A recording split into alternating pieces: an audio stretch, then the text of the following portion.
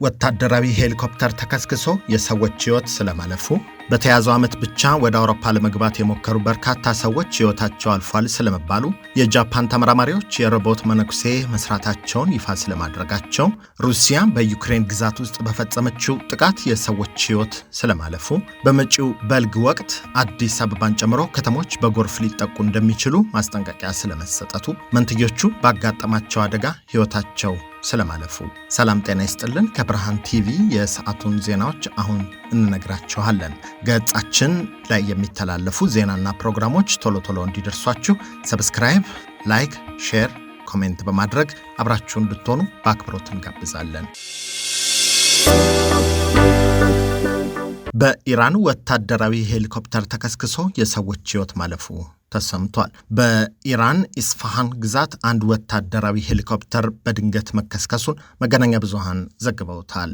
ለልምምድ ተግባር ሲጠቀሙበት ነበር የተባለው ይኸው ሄሊኮፕተር በዶርቼ ከተማ በሚገኝ የጅምላ ፍራፍሬና አትክልት ገበያ አቅራቢያ በሚገኝ ቅጥር ግቢ ውስጥ ነው መውደቁ የተነገረው። በደረሰው አደጋ በሄሊኮፕተሩ ውስጥ የነበሩ አብራሪና ረዳቱ ወዲያውኑ ሕይወታቸው ማለፉንም ተነግሯል።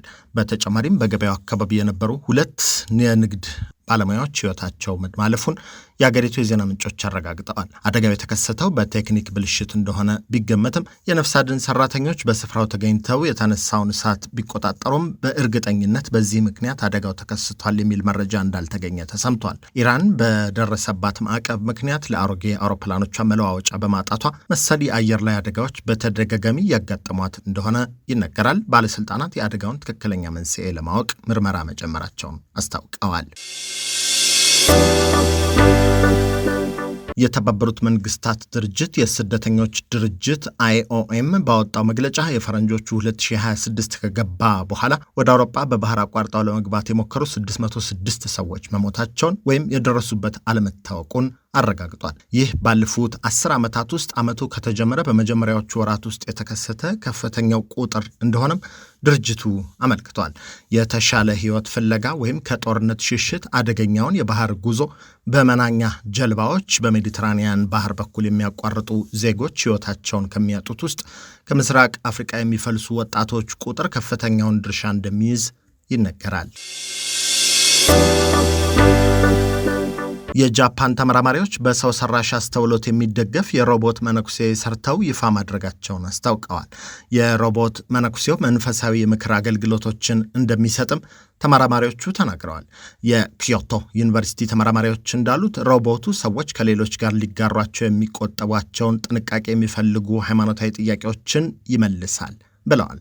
እንዲያም ሲል ምናልባት አንድ ቀን በመስኩ የሰው ኃይል እጥረት ሲኖር ሊያቀልል ይችላል ማለታቸውን የዘገበው የፈረንሳይ ዜና አገልግሎት ነው።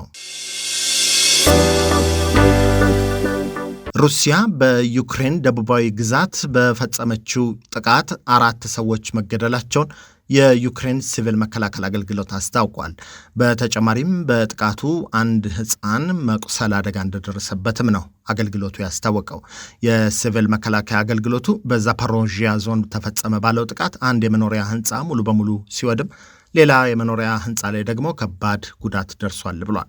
በሩሲያና ዩክሬን መካከል እየተካሄደ ያለው ጦርነት ትላንት 4ኛ ዓመቱን ቢደፍንም በአሜሪካው ፕሬዝዳንት ዶናልድ ትራምፕ አደራዳሪነት የተጀመረው የሰላም ጥረት ቀጥሏል። እስካሁን ተጨባጭ ውጤት ባያስገኝም ተከታታይ ንግግሮች እንደሚደረጉ በመገናኛ ብዙሃን ተዘግበዋል። በመጪው የበልግ ወቅት አዲስ አበባን ጨምሮ በከተሞች የጎርፍ አደጋ ሊከሰት እንደሚችል ኢንስቲትዩቱ አስጠንቅቋል። በመጪው የበልግ ወቅት በከተሞች የጎርፍ አደጋ ሊከሰት ስለሚችል አስፈላጊው ጥንቃቄ እንዲደረግ የኢትዮጵያ ሜቴዎሮሎጂ ኢንስቲትዩት አሳስቧል። የኢንስቲትዩቱ ምክትል ዋና ዳይሬክተር አሳምነው ተሾመ በበልግ ወቅት ከሚጠበቀው ከፍተኛና ተደጋጋሚ ዝናብ የተነሳ በተለይም በቆላማ አካባቢዎችና በከተሞች አካባቢ ድንገተኛ የጎርፍ አደጋ የመከሰት እድሉ ሰፊ ነው ብለዋል። ዳይሬክተሩ አክለውም አዲስ አበባን ጨምሮ በደቡባዊና ምስራቃዊ ትግራይ፣ በምስራቅ አማራ፣ በአፋር ክልልና በአገሪቱ መካከለኛ ክፍሎች መደበኛና ከመደበኛ በላይ ዝናብ እንደሚጠበቅ ነው ያስረዱት። በተጨማሪም እንደ ሶማሌ ደቡባዊ ክፍሎች፣ ጉጂ፣ ቦረና፣ ሲዳማና በደቡብ ምዕራብ ኢትዮጵያ የሚገኙ አካባቢዎች ከዓመታዊ የዝናብ መጠናቸው እስከ 55% የሚሆነውን በዚህ ወቅት እንደሚያገኙ ዶክተር አሳምነው አስታውቀዋል። የበልግ ዝናብ መጨመርን ተከትሎ ሊከሰት የሚችለውን አደጋ ለመከላከል የአካባቢ ጥበቃ ስራዎች ማከናወንና ኢንስቲትዩቱ የሚያወጣቸውን የትንበያ መረጃዎች በመከታተል ጥንቃቄ ማድረግ እንደሚገባም ምክትል ዋና ዳይሬክተሩ አሳስበዋል። መንትዮቹ ባጋጠማቸው አደጋ ሕይወታቸው ማለፉ ተሰምቷል።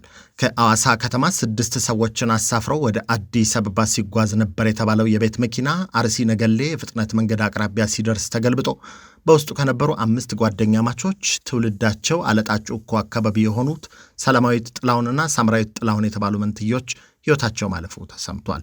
ከመንትዮቹ የአንደኛዋ ሕይወት ወዲያው ማለፉን ያስነበበው ቲክቫ እህቷ ደግሞ ወደ ሕክምና ከተወሰደች በኋላ ሕይወቷ እንዳለፈ ዘግቧል። በተለምዶ ቴሌባር እየተባለ በሚጠራው አነስተኛ ተሽከርካሪ 5 ሆነው ተሳፍረው ወደ አዲስ አበባ እየሄዱ እንደነበር የጠቆመው ከአደጋው የተረፈው ጓደኛቸው ከነአን ጋቢሳ እንድሱና ሌላ ወንድ ጓደኛቸው ለግል ጉዳይ፣ ሳምራዊት፣ ሰላምና ቃል የተሰኙ ጓደኞቻቸው ደግሞ ለውጭ ሀገር ጉዞ አሻራ ለመስጠት ወደ አዲስ አበባ እየሄዱ እንደነበር አውስቷል። መንትዮቹ አደጋው ከመድረሱ በፊት በአንድ ኤርፎን መዝሙር እየሰሙ እንደነበር፣ ምዕራብ አርሲ ፍጥነት መንገድ አቅራቢያ ሲደርሱ መኪናው በድንገት መንገድ ስቶ በመውጣት መገለባበጥ እንደጀመረ የጠቀሰው ከነአን በሁኔታው ተደናግጬ እንደ ህልም ሆኖ ከመቅጽበት ስነቃ ከመኪናው ወጥቼ ነበር፣ እየጮህ መንገድ ላይ ለእርዳታ መጮህ ጀመርሁ ብሏል። በአጋጣሚ በአካባቢው የሚያልፍ አንድ አምቡላንስ ስለነበር ሰዎች ተረባርበው ከተገለበጠው መኪና ተጎጂዎችን ሲያወጡ እርሱን ጨምሮ ከአደጋው የተረፉት ወደ ሕክምና መወሰዳቸውን፣ ከሁለቱ መንትዮች አንዷ ሳምራዊት ጥላሁን እዚያው ሕይወቷ አልፎ መገኘቷን ከነአን ለቲክቫህ ኢትዮጵያ ተናግሯል። ከዚህ በኋላ በሕክምና ላይ እያለን ከቀናት በኋላ ሌላኛዋ መንትያ ሰላማዊት ጥላሁንም ሕይወቷ ማለፉን ሰማን ያለው ወጣቱ ከመንትዮቹ ጋር ከ10ኛ ክፍል ጀምሮ አብረው እንደተማሩ ሲያወሳ ትሁቶች፣ የማይለያዩ፣ አንድ አይነት መልበስ የሚያዘወትሩ፣ በመንፈሳዊ ሕይወትም ጠንካሮች ነበሩ ሲል አውስቷል። እነኚህን ዜናዎች ከብርሃን ቲቪ ነገርናችሁ። ገጻችንን ሰብስክራይብ፣ ላይክ፣ ሼር በማድረግ መረጃዎቻችን፣ ዜናና ፕሮግራሞቻችን በፍጥነት እንዲደርሷችሁ እንድትተባበሩን በአክብሮት እንጋብዛለን። ጤና ይስጥልን።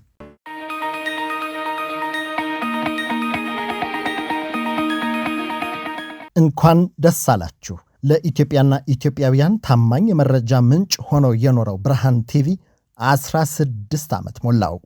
ከቶሮንቶ ካናዳ አየር ተነስቶ በኢትዮጵያና በመላው ዓለም ለሚገኙ ወገኖቻችን ሁሉ በልዩ ዝግጅት የተሰናዱ ጥንቅሮችን እያስደመጠ የተለያዩ የሚዲያ አገልግሎቶችን እየሰጠ ብርሃን ቲቪ እስካሁን አብሯችሁ ቆይቷል። በ2025 የማህበረሰብ አባልነት ፕሮግራማችንን ስንጀምር ላደረጋችሁልን ታላቅ ድጋፍ እያመሰገንን በዚህ በያዝነው በ2026 ይህንኑ የማህበረሰብ አባላት ቁጥር 400 ለማድረስ አቅደናል። በአሁኑ ወቅት ኢትዮጵያ ከሚገኙ ባለሙያ ጋዜጠኞችና አርታኢዎች ጋር በመስራት ጥራት ያለው እውነተኛ ዜና ለማቅረብ እየተጋ ያለው ብርሃን ቲቪ በወር $10 በዓመት $120 በማዋጣት ነፃና ታማኝ የማህበረሰብ ሚዲያን ለማጠናከር እንድትደግፉ ጥሪውን ያቀርባል። ነፃ የማህበረሰብ ሚዲያን ለመመስረት አብራችሁን ስለምትቆሙ ከልብ እናመሰግናለን። ብርሃን ቲቪ 16 የመረጃ ዓመታት